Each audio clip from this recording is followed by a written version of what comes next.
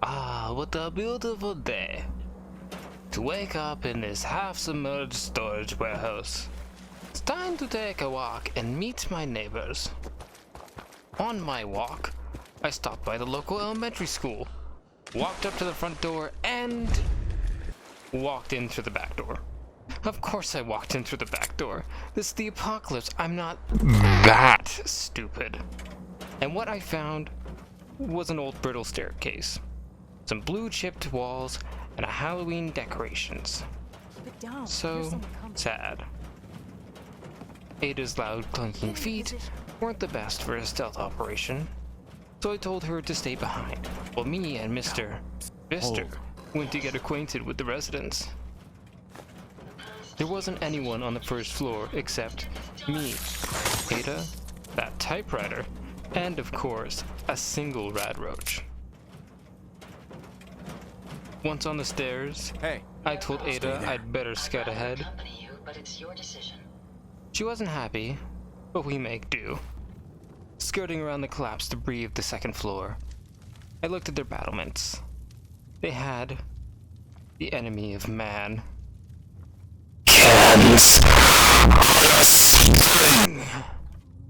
And walls. One man seemed to be playing a game with himself, jumping from the second balcony, then running upstairs to do it again. I killed one man, unaware I even existed. Truly his fault, not acknowledging me. A waste of life he was. On his second attempt, I shot him right in his voice. Ridding myself of the infernal cans! Who's there? Alerted an unseen raider that I was around. Kinda. Didn't really seem to care that the cans were rustling around. Found her smoking in the restroom as I was taking down more cans. She tried to run after being shot through the chest from a waist-high goblin. She didn't get more than 2 steps.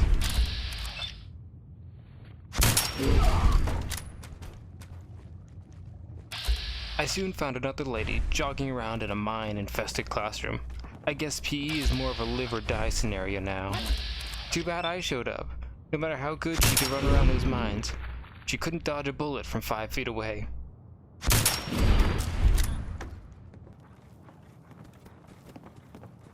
Another room held more than one person, so I removed 2.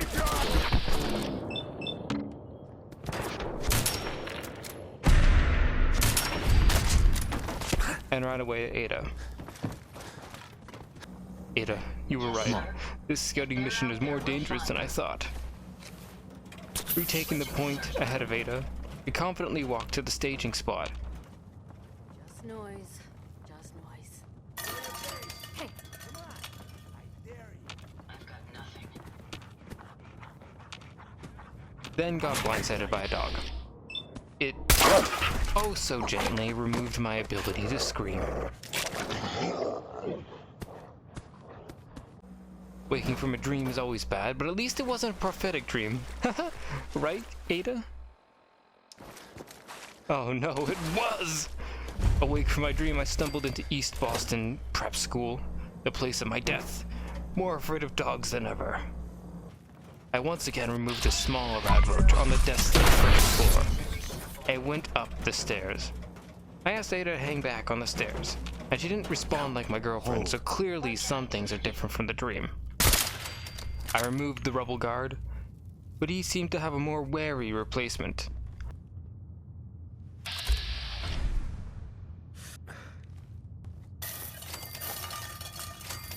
That was until I took out his kidneys.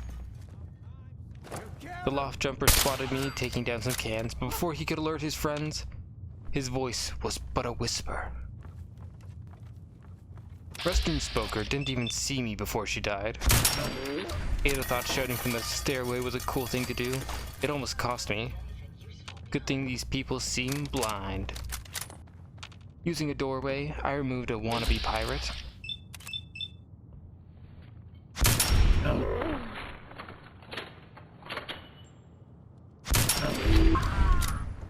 And collected the floor mine, staying mindful of the loose dog.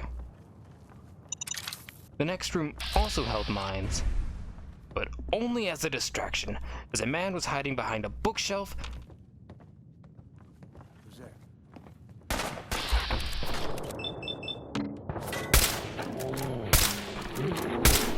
The act of killing him alerted his friends and their dog, so once more I ran. I ran, healed, switched weapons, and ran. All the way back to Ada.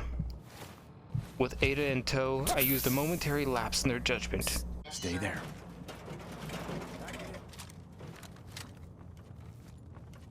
Killed the mongrel and its owner, and another classroom raider that ran down the hallway.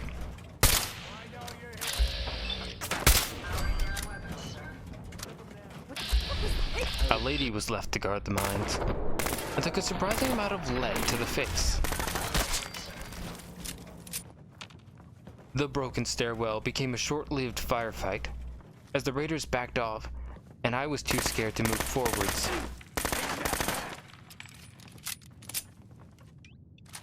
Someone's out there. I'll find you.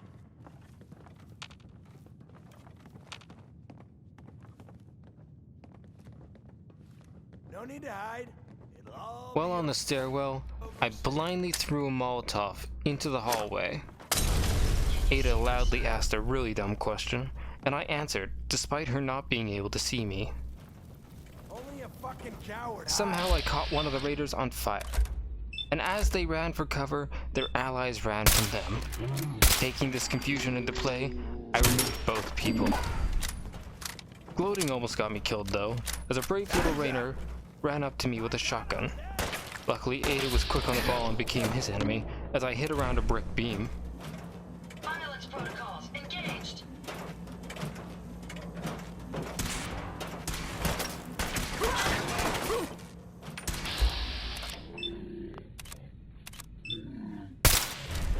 That's the last of them. I jumped a few times to get the blood flowing, so the stimpaks worked with extra speed. And it did. Kinda. I got bored of waiting for it, checked my watch, and started moving forward into the building. Ada quickly made me realize the dangers of having Ada there, as she almost locked me in a room, near an enemy, with a big no-no bad guy.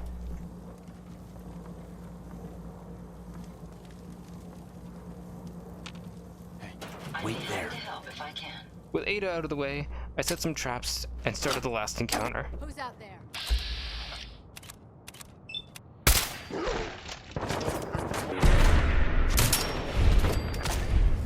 see.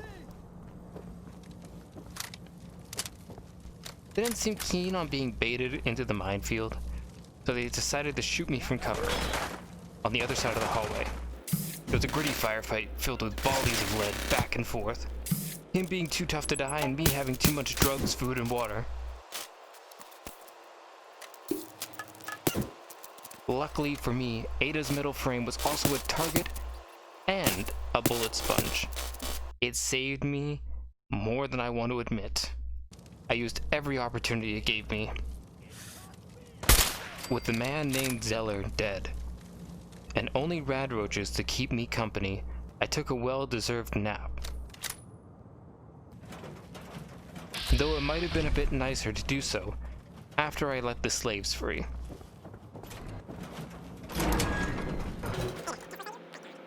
Okay, well, at least I did open up. With the slaves free, all I need to was loot the place and find a local mom to tell her that her children can once again return to prep school. Oh, what a glorious day for them. Hey everybody, if you like this video, how about you check out someone else of mine? And if you didn't, then please still say something nice. I'm a narcissist and I need constant validation. Please.